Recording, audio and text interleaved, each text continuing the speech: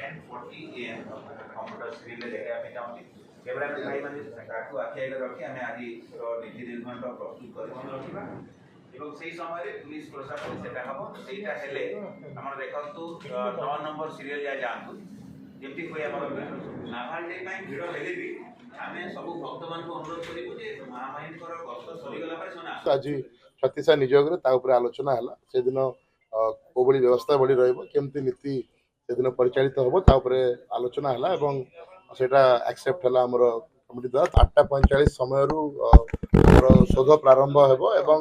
महामहिम राष्ट्रपति विजिट 10:15 रु अराउंड 10:40 समय रही एवं जहाँ भी रही जो समय महामहिम राष्ट्रपति गस्त संपन्न हम तापर पुनर्बार नॉर्मल दर्शन व्यवस्था प्रारंभ देखो आज आम जमी आम नीतिकांति हवा कथा आम 5टारू दुआर खोल मंगल आलती आम 5:30 आम हम से आमर गोपाल बल्लभ भोग हो ना आम दुआर विद्यायत गोपाल बल्लभ दुआर जो हम ताले दुआर पड़ज काले लेट होमर गोपाल बल्लभ भोग सरबनी आमर भेष बढ़ी आम नीति रही माने 11टा भितर आमर 10:30 रू 11टा भितर महामहिम आसवे आमर महाप्रसाद पाइका जो आम व्यवस्था होता भर जो आम जो भीतर जो आम गुमुट जो अच्छे भीतर गुमुट भर कौन सेवायत मैंने जीवे ना आ विभिन्न जगार जो आमर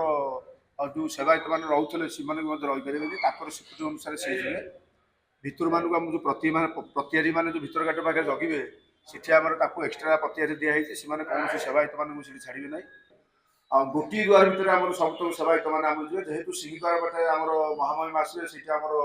प्राय सब स्ट्रिक्ट थब जापर ना से आम दक्षिण द्वार पटे आ समस्त सेवायत मैंने जी बोलिका निष्पत्ति 8:45 पर मंदिर जो मैंने भक्त थे शोध कर छड़ा सेवायत मानक भी जो जो भोर 5टा अच्छी द्वारफा जमी चलो कितु भेष हो रे जेहेतु राष्ट्रपति से हिसाब से जदि बल्लभ बसीज कौन हम तार डेरी हो पारे तेणुक केवल भेष हो रही राष्ट्रपति दर्शन कर सारापर अन्य नीति पुणी आरंभ राष्ट्रपति प्राय 45 मिनट 25 मिनट कहुई टार्गेट रखाई अधघंटे टू 45 मिनट रखाई किंतु